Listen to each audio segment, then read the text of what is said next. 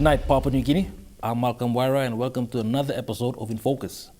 Tonight, we discuss the water, sanitation and hygiene sector, commonly abbreviated as the WASH sector. In light of the recent threats like climate change, COVID-19 and other contagious diseases, it has become a very critical development agenda for many developing countries like Papua New Guinea. Globally, it is a development priority that has been recognized as the United Nations Sustainable Development Goal 6, access to clean water and sanitation for all. This has prompted collective efforts by government institutions, non-government organizations, and multilateral partners to prioritize the investment in the WASH sector. This has prompted a collective effort by government institutions, non-government organizations, and multilateral partners to prioritize the investment in the WASH sector.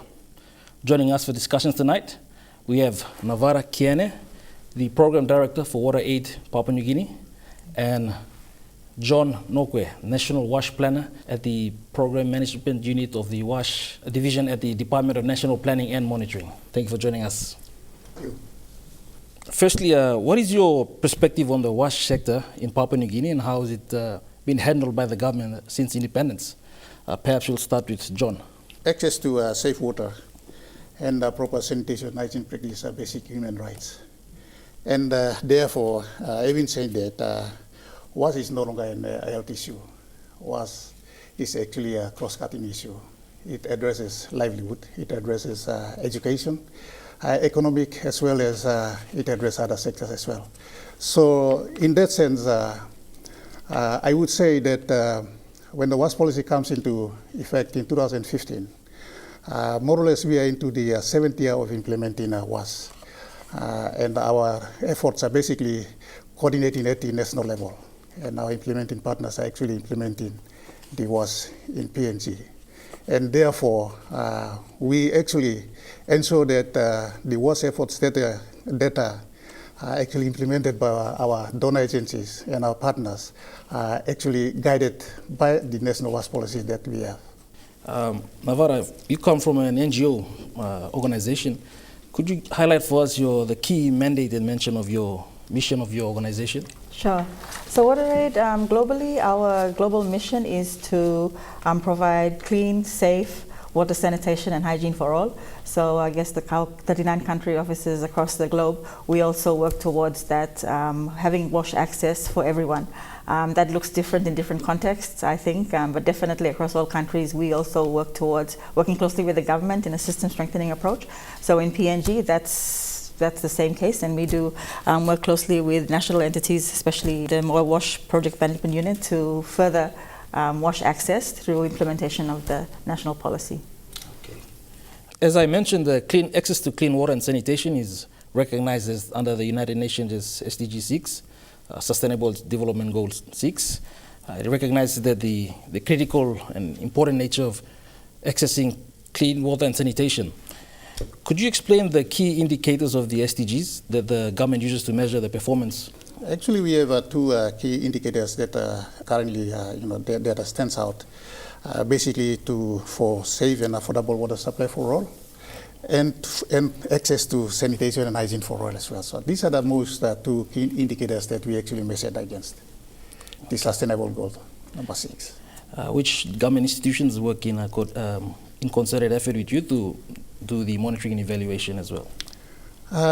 At the moment, we actually have a couple of government organizations that are working with us, National Department of Education, National Department of Health, and of course, SEPA, Climate Change, Office of the Climate Change.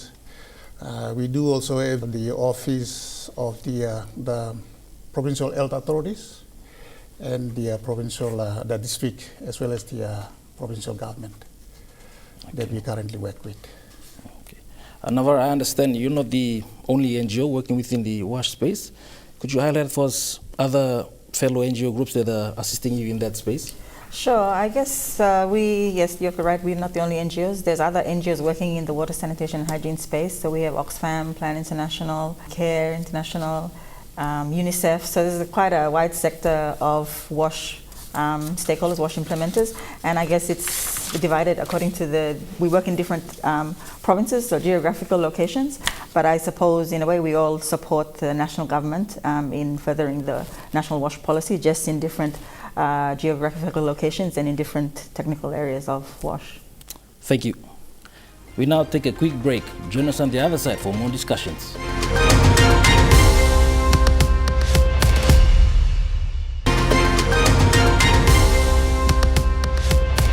Welcome back. You're watching Infocus. A recent report by the National Research Institution titled Investing in Water, Sanitation and Hygiene in Papua New Guinea, a call for renewed focus and priority. It was written by one of its research fellows, Ronald Sofe. One of the key findings was that there was an urgent need for capacity of provincial, district and local level governments to plan and manage WASH projects. As a sector, what are your respective organizations doing to address this lack of capacity within our local governments? This is quite challenging for us, especially in terms of coordinating all the WASH efforts from the national level down to the subnational, down to the district administration level. Basically, because as I've said earlier, WASH is a new sector in this country, and we really need some sort of a coordinated effort from the subnational level and also at the district level, so that we can be able to report against what we intended to report against. So for now, I would say that our efforts, especially in establishing the districts coordination committees or district WASH committees and the provincial WASH committees, these are some of the key areas that we really need to work on to establish. And at the national level, we are currently working with Department of Education, Health, as well as SEPA, and there are other sectors that we are currently working. And we would like to strengthen especially our coordination at the national level, so that we can be better able to coordinate WASH activities within the country. Okay. Navara, can you give examples where you've assisted the government in addressing that lack of capacity? WaterAid take a system strengthening approach, so anything we do should be ultimately working with the government to strengthen the government systems. For WaterAid as an implementer and technical kind of assistant to the government, we work differently at different levels. So we do provide technical support to the national government in the policy area. So you have WASH PMU, you have NDOH, NDOE, Department of Education, Department of Health, where we do provide support on advice from our implementation experience at subnational level to inform policy and guidelines at that policy level, at national level. And then when we work at district or subnational level, it's more on implementation or working with the subnational governments to really set up the kind of systems, so service deliveries models at the subnational level. So we currently work in 3 provinces, Central Province, NCD, and ECPIC, and then we also provide technical assistance to national government. And at the subnational level, it's more working with the district governments and provincial governments to set up service delivery models at the subnational level. So when we leave or when the project's over, they can sustainably take it forward and it's incorporated into their service delivery systems at the subnational level. So I think sometimes people have this kind of assumption that WASH service delivery is going out there and doing water supplies and sanitation, building toilets, but it's more about strengthening systems. We do infrastructure or the kind of hardware, toilets and water supplies, but it's more about working closely with government to build their capacity to do those things, and then so they can take it forward sustainably once our project support to them is over. I mean, the lack of capacity is an issue that we've identified, but what are some other challenges you face during the implementation of your programs and initiatives? So I think it's sustainability.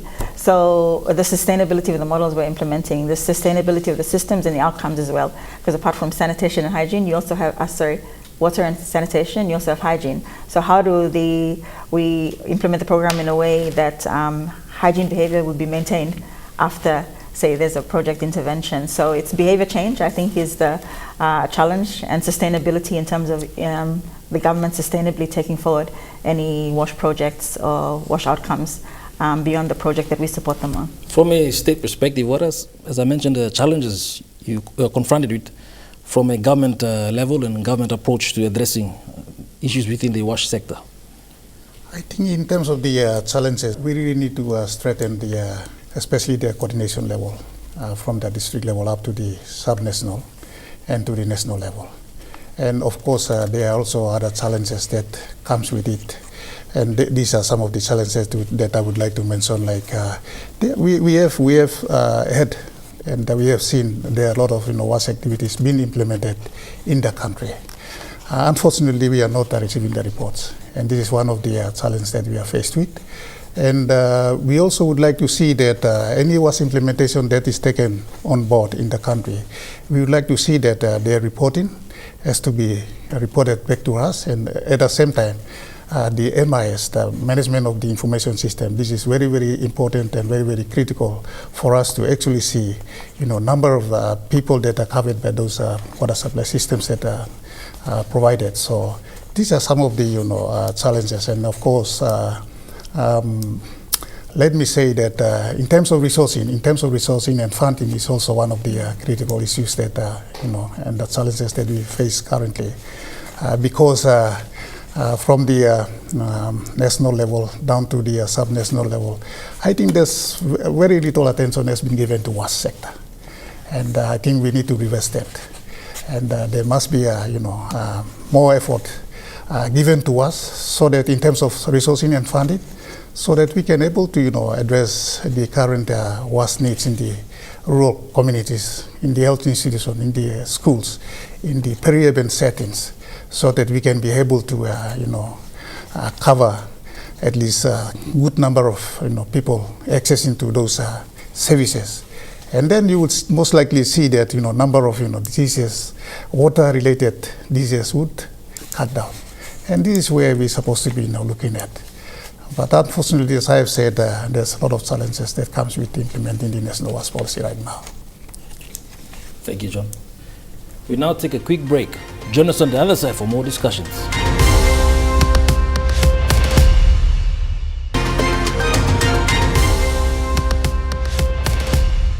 Welcome back. You're watching In Focus. I still have Navara and John from the WASH sector here to discuss issues confronted within the WASH sector. Navara, I understand WaterAid has several programs operating within the country that uses sports as a method of advocating and promoting. Could you elaborate on examples where you've used sporting associations and sporting codes to promote your message? Sure. I think one of our longest standing partnerships at the moment, which is still currently going on, is our partnership with Netball PNG. We've partnered with them since I think around 2017 with the funding support from the Australian government to implement first the Sports for Development, and then it's now phased into the Australian Sports Partnership Program. So with Netball PNG, we've used netball, the sport of netball, in the Central Province, being a popular sport for especially young girls, I guess, because I think sport is an important tool to use, not just because it's promotion of health, because sport is a healthy activity to get into, but also it's a good tool for mobilizing, especially young people. So we use the sport of netball to teach young girls in school as well as out of school livelihood and hygiene messaging, and through sport, through netball, which is an enjoyable sport for schoolgirls and boys. Yeah. There's a drawing from your WaterAid Papua New Guinea strategy 2017 to 2020 summary. I understand your organization was engaged in 5 strategic intents. Could you elaborate on how you performed on each of them?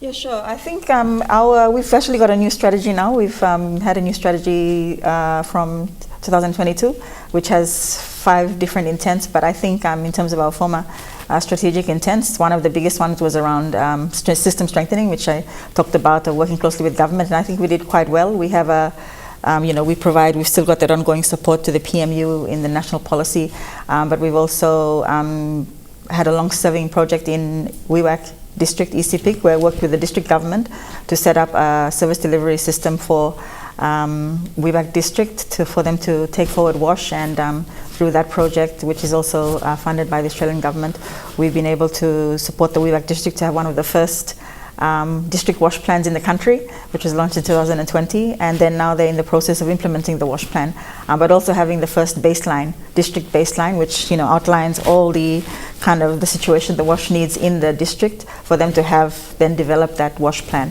In terms of the system strengthening, I think that's really been one strategic intent that we've been able to implement well. We also have around hygiene behavior change, so the sports program we mentioned through sports, but also at the community level, where anytime there's a water supply project, there's also a hygiene and sanitation component to it, and to kind of encourage people to practice more healthier behaviors in the community. So I think the strategic intents cut across all of the programs we do are guided by the strategic intents we have in our country strategy. You mentioned baseline study. A critical element of baseline study is the research done. John, could you highlight for us how you're engaging institutions or research institutions to conduct WASH research programs? Basically, we work with organizations who have this capacity to go into rural communities to actually do WASH baseline. And I think it is very, very important for us to engage those organizations to do WASH baselines, because once we have the information in place, that will help us to determine the resources, the allocation of resources, and of course the planning of what sort of project and the programs that we should actually encompass in there.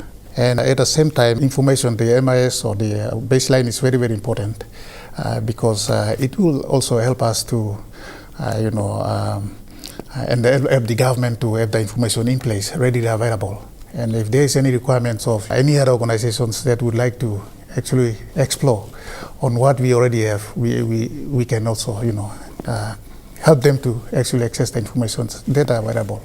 And that will help them to actually plan, and then they could actually go in there to implement any project and programs that they would like to implement. We are conscious of the fact that we live in the present world. We are confronted with a lot of the global threats. Most notable would be the COVID-19 threat and the climate change threat posed to the Papua New Guinea societies. How have your organizations tailored your programs to work around accommodating these threats and promoting the WASH sector and the activities associated with it? Perhaps we'll start with Navarra. Sure. I think our organization, we worked very closely in the peak of the COVID pandemic, which was around 2019, 2021. We did work closely with more COVID targeted interventions, and that focused on hygiene, which hygiene is already one of our key core focus areas for our organization. But I think COVID pandemic really highlighted the importance of hand washing, especially, even though it's a need anyway. I think it brought that focus to the forefront. So I think we had specific grants targeted at hygiene interventions.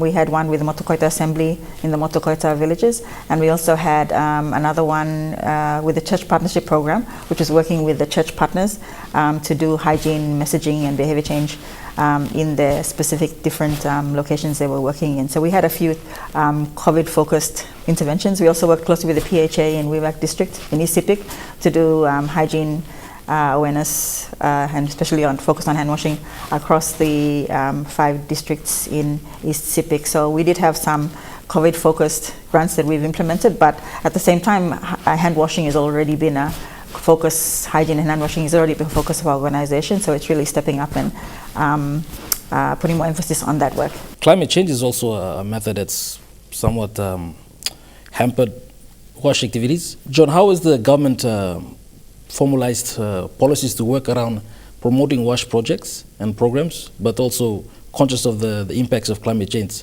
I think recently we have had a prolonged drought in the East New Britain province. Yes, I think we will note that within the national WASH policy that we have, there is no indication of addressing the climate change in there, but we are really looking at addressing climate change as one of the important cross-cutting issue within all the sectors. So basically, in terms of us reviewing the national WASH policy, we're looking at integrating the climate change as one of the important issues, because there is no exemption for PNG. PNG, we do have lots of issues within with the climate change.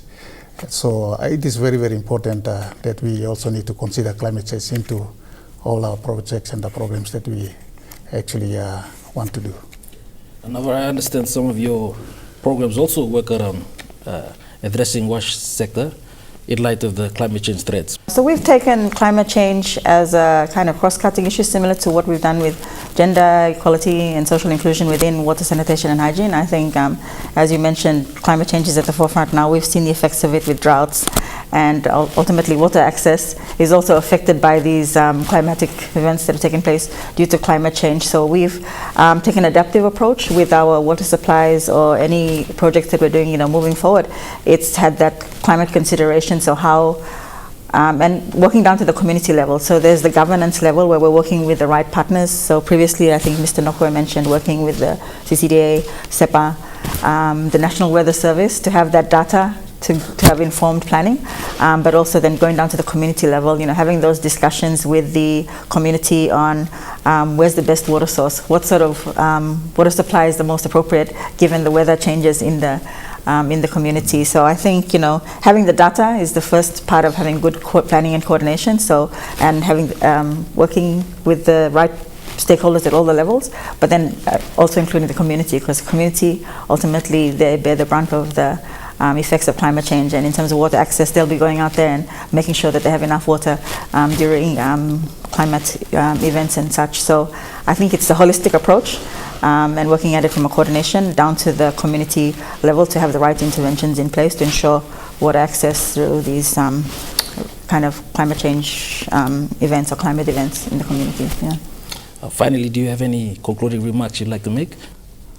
Well, my remarks would be that I think we really need to work together in the water sector, because as you will see from the 2021 JMP, it reflects that a very small proportion of the population, about 45% of the population having access to water, and 19% having access to sanitation. Basically, that reflects that we really need to put a lot of effort into water sector. And it's all up to everyone and every one of us, from the national level down to the sub-national and down to the district level to actually come together. We need to work together to ensure that we improve the waste sector, with waste services within the country. Because you will note that within the Pacific, we are rated at the bottom of the rating. So we are really at a low rating in the Pacific, and this is something that government really need to aggressively look at how we could improve waste in the country.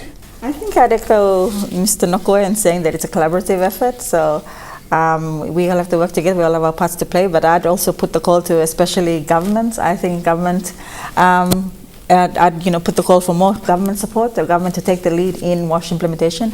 As Mr. Nokwe mentioned, water is a human right. So is sanitation and hygiene, and it tends to have gotten lost, I think, in the other development sectors, but it's key to all. It cuts across all sectors, so I think government should really be taking the lead, and ourselves, like WaterAid and such as development partners, we're here to support the government. But I think, there should be a call for more government support for water, sanitation and hygiene, and I think as population, the general population, hold your members and your government accountable to getting these services, and then once the services are provided, take ownership of the services and ensure that they're sustainable and the effects last longer. But I think, the initial call is to government, and then for the general population, hold the government accountable. But then once you have those services, make sure that they're sustained and the outcomes are sustained. Thank you. Unfortunately, that's all the time we have. It's been a very educative discussion on our topic for tonight, WASH sector. Before we go, I'd like to take this time to thank our special guests, Navara Kiane, the Program Director at WaterAid Papua New Guinea, and John Nokwe, the National WASH Planner at the Project Management Unit within the Department of National Planning and Monitoring. Thank you for joining us. Thank you, Malcolm. Thank you. On behalf of the entire Infocus team, thank you for joining us, and do join us next week for another episode of Infocus. Until then, good night from us.